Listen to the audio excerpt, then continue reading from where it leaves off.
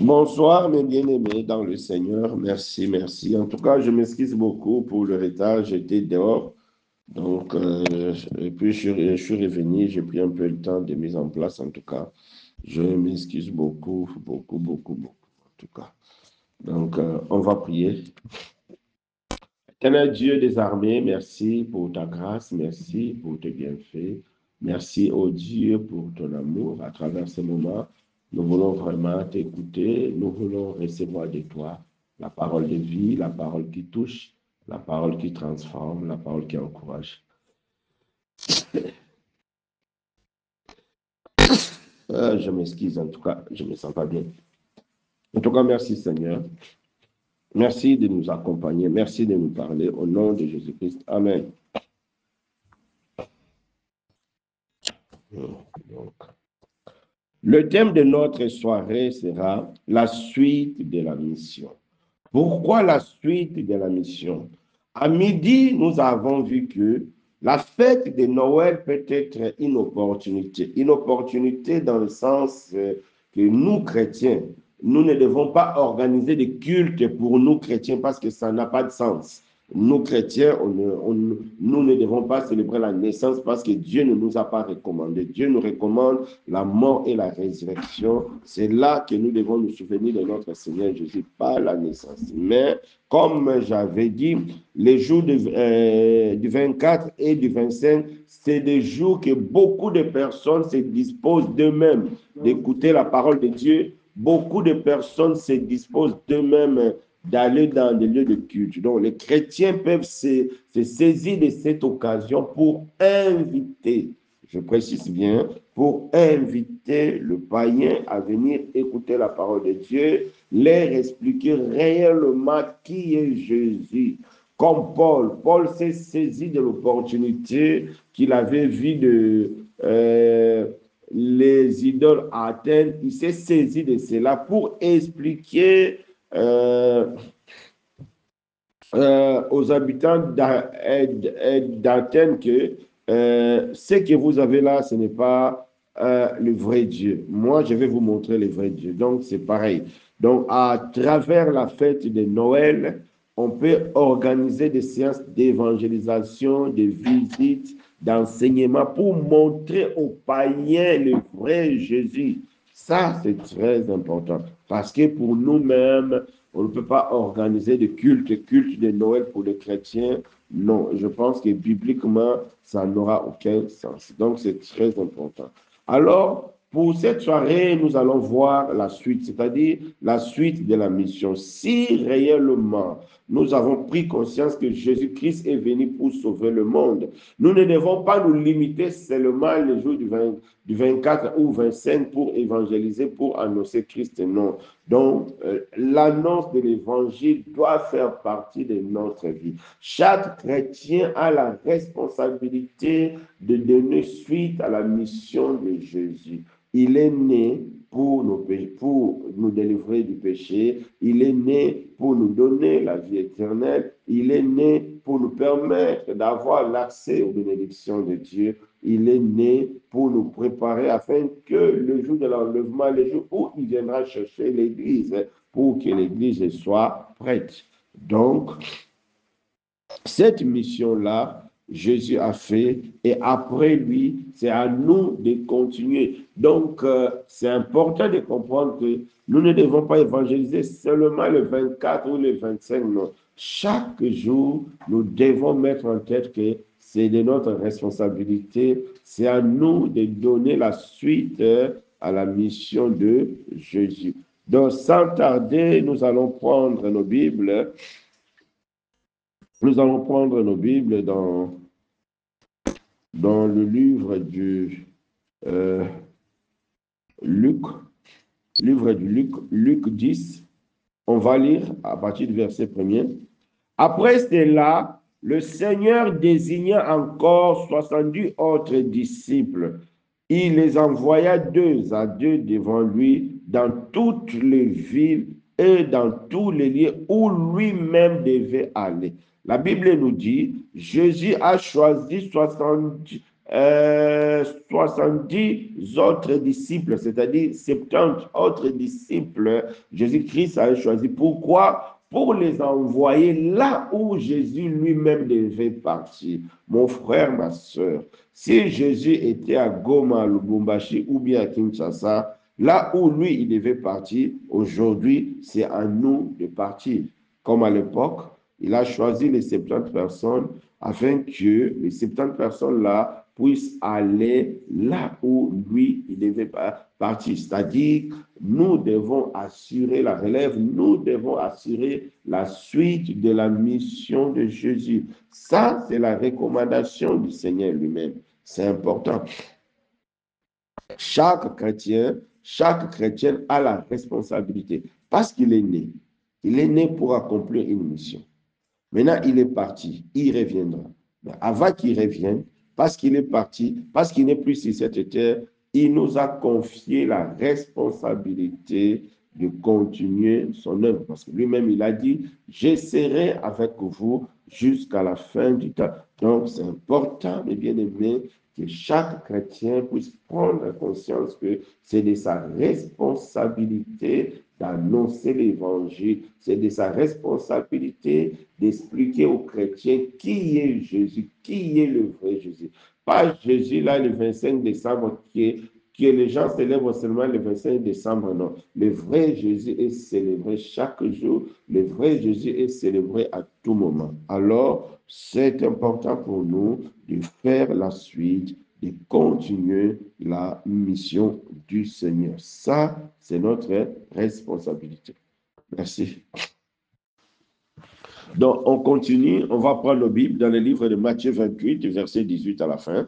Jésus s'étant approché, leur parlait ainsi. Tout pouvoir m'a été donné dans les cieux et sur la terre. Allez, faites de toutes les nations des disciples, les baptisant au nom du Père, du Fils et du Saint-Esprit. Et enseignez-leur à observer tout ce que je vous ai prescrit.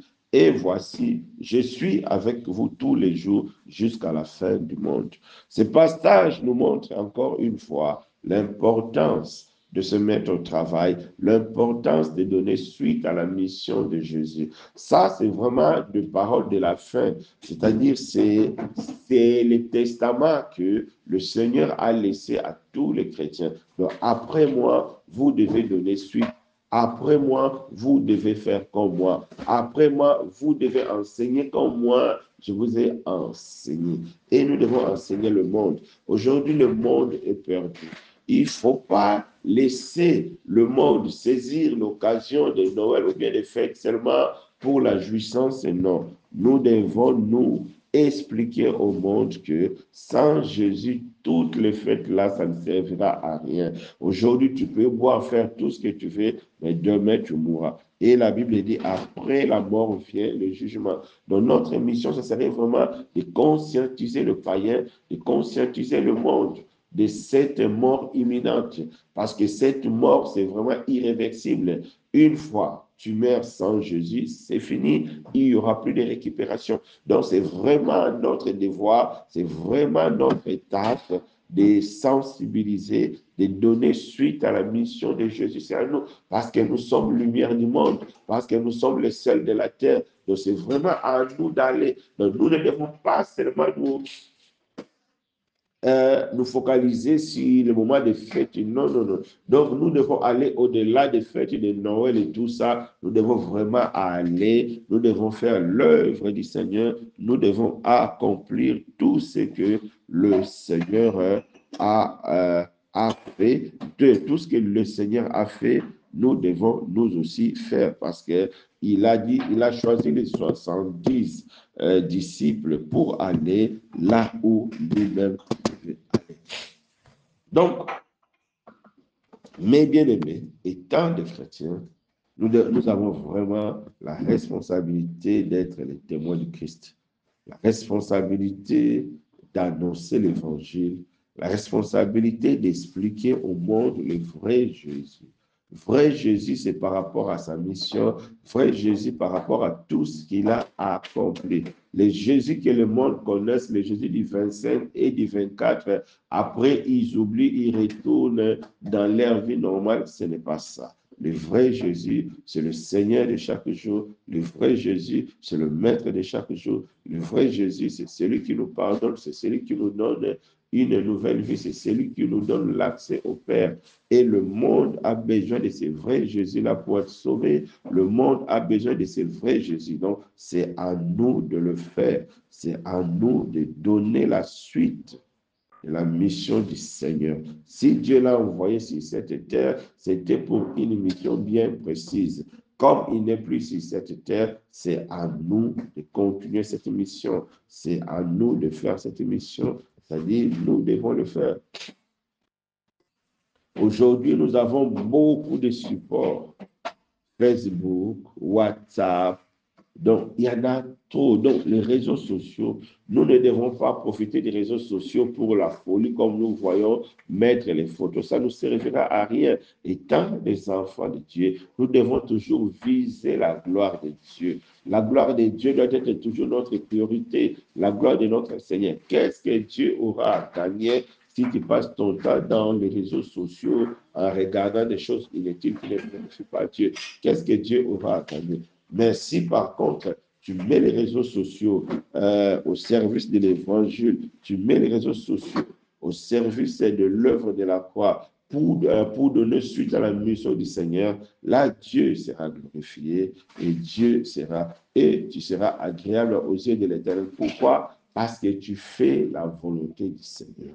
Mon frère, ma soeur, c'est vraiment important que chaque chrétien puisse prendre conscience que c'est à lui de donner suite à la mission de Jésus.